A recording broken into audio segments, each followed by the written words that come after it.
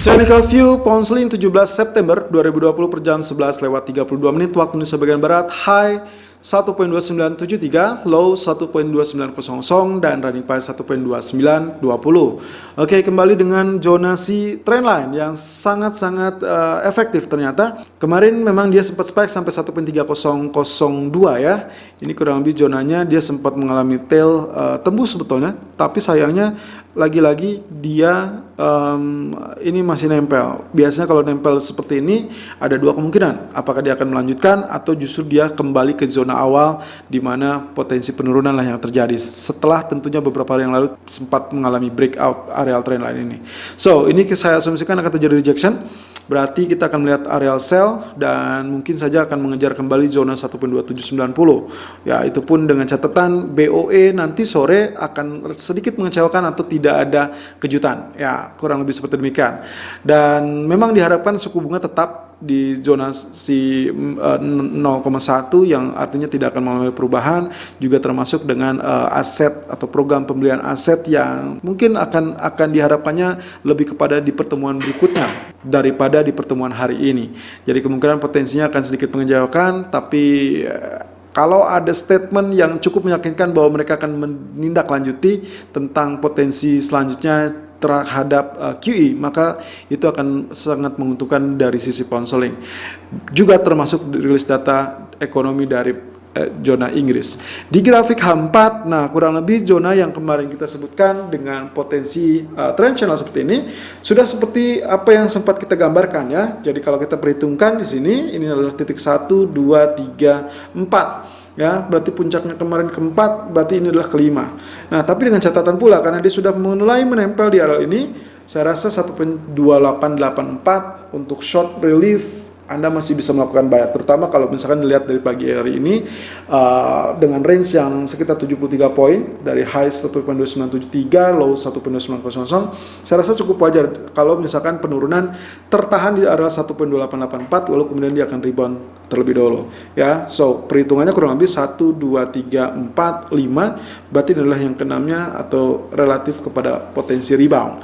Tapi juga hati-hati karena 1.2884 akan sangat berbahaya atau berisiko karena juga bisa menjadi zona untuk breakout, dan itu berarti pola penurunan dari pola sebelumnya itu akan berlanjut untuk saat ini.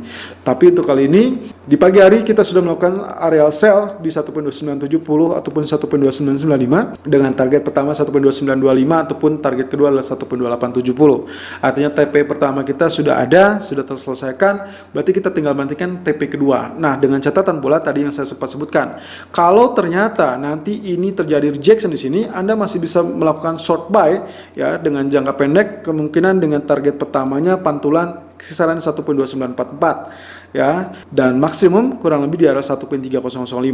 Tapi kalau misalkan stop lossnya saya anjurkan untuk mengantisipasi terjadinya breakout areal ini, maka stop loss silakan gunakan kurang lebih sekitar 60 ataupun 70 poin. Artinya areal zona support kita berada di 1.2886. Kalaupun misalkan kita pasang sekitar 70 poin, berarti kurang lebih di area 1.2816 itu adalah zona untuk SL Anda kalau Anda melakukan buy di area support kita di 1.2886. Dan resiko penurunannya seperti apa? Resiko penurunannya adalah penurunan berlanjut dari zona ini. Jadi kalau kita gunakan ukurannya kurang lebih akan seperti ini ya. Ini adalah titik atau arealnya. Saya gunakan seperti ini. Berarti kalaupun nantinya dia tembus areal support, maka kemungkinan target yang akan relatif dikejar adalah zona 1.2759. So, preferable kalau misalkan Anda pilihannya adalah memanfaatkan zona 1.2880 itu sebagai zona buy,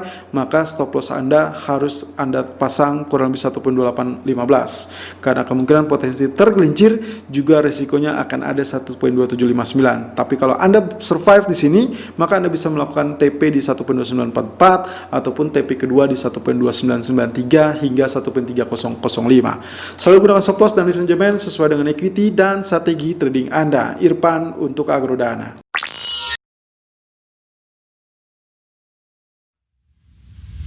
Technical View Euro USD 17 September 2020 per jam 11:38 waktu Indonesia bagian Barat. High 1.1818, low 1.1736, dan running price berada di 1.1753. Kali ini kita sudah mengalami penurunan tepat berada di zona luar dari bagian rectangle kita, teman-teman. Artinya ini sudah terancam gagal, tapi kita masih menunggu dengan keputusan ataupun dengan area penutupan hari ini ya. Kalau misalkan penutupannya ternyata di bawah ini, berarti otomatis besok kita akan mendapatkan zona sell yang jauh lebih dalam.